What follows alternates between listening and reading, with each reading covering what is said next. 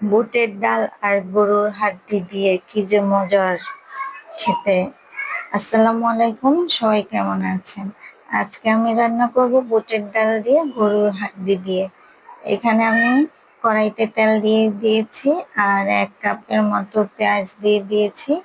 দিয়ে আমি তেজপাতা, গরম মশলা সবকিছু দিয়ে দিয়েছি। তো দিয়ে আর একটু নেড়ে নিচ্ছি। এখানে আমি আদা রসুন বাটা দিয়ে দিয়েছি 2 চামচ। পেঁয়াজ ব্লেন্ডার করে রেখেছিলাম সেটাকেও 2 চামচ দিয়ে দিয়েছি। দিয়ে আর একটু নেড়ে নিচ্ছি।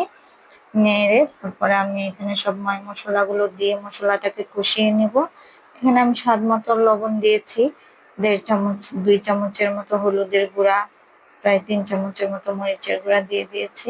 বেশি পরিমাণ রান্না করব তাই বেশি মশলা দিয়ে দিচ্ছি। এখানে জিরার গুঁড়া দিয়ে দিলাম, ধনিয়ার গুঁড়া দিয়ে ভালো করে একটু নেড়ে একটু পানি দিয়ে নেব। একটু পানি দিয়ে মশলাটাকে ভালো করে কষিয়ে নেব। আর মশলাটা কষানো হয়ে গেলে আমি এখানে গরুর হাড্ডিগুলো দিয়ে দিব। গরুর হাড্ডিগুলো দিয়ে একটু ভালো করে নেড়ে নেব। আমার এই যে গরুর হাড্ডিটা ভালো করে নাড়তে হবে আর এটা সিদ্ধ হওয়া পর্যন্ত আমার এটাকে জাল দিতে হবে। তো আমি এটা ঢেকে দিয়েছিলাম, এটা থেকে পানি উঠেছে, গরুর হাড্ডি থেকে পানি উঠেছে। তো এটাকে নেড়ে চেড়ে ভালো করে কষিয়ে নিচ্ছি। আমার এই যে গরুর হাড় গুলো কষানো হয়ে আসতেছে। কষানো হয়ে আসলে আমি গরুর হাড্ডিটাকে সিদ্ধ করার জন্য একটু পানি দিয়ে নিব। গরম পানি দিব আমি। গরম পানি দিয়ে তারপরে একটু নেড়ে নিব। নেড়ে চেড়ে তারপর ঢাকনা দিয়ে ঢেকে দিব। ঢাকনা দিয়ে ঢেকে কিছুক্ষণ আমি এটাকে সিদ্ধ করে নিব।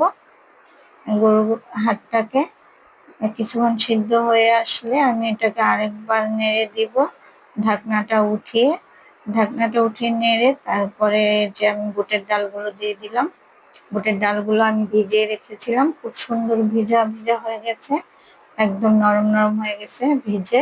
তো এগুলোকে দিয়ে আমি ভালো করে নেড়ে কষিয়ে নিচ্ছিলাম বুটের ডালটাকে। কষানো হয়ে গেলে আমি এখানে আরেকটু গরম পানি দিয়ে দিব। গরম পানি দিয়ে আমি বুটের ডালটাকে সিদ্ধ করে নিব। বুটের ডালটা এই যে সিদ্ধ হয়ে আসতেছে আমার।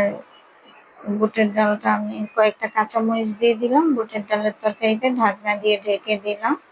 ঢাকনা দিয়ে ঢেকে তারপর বলকালে আমি ঢাকনাকে উঠিয়ে আরেকবার নেড়ে দিলাম। এই যে একটু গোস্তের মশলা দিয়ে দিলাম। বুটের ডালের তরকারি আর গরুর হাড্ডি দিয়ে বুটের ডালের তরকারি এতটাই মজা হয়। মাঝখানে আমি বাগার দিয়ে দিয়েছি পেঁয়াজ তেলে দিয়ে। আর একটু নেড়ে নিচ্ছি। তা আমার নাড়া হয়ে গেলে একটু পরে আমি এটাকে উঠিয়ে ফেলবো। আমার রান্না হয়ে গেছে। খুবই মজার হয়েছিল, খুবই সুস্বাদু হয়েছিল। সবাই ভালো থাকবেন, সুস্থ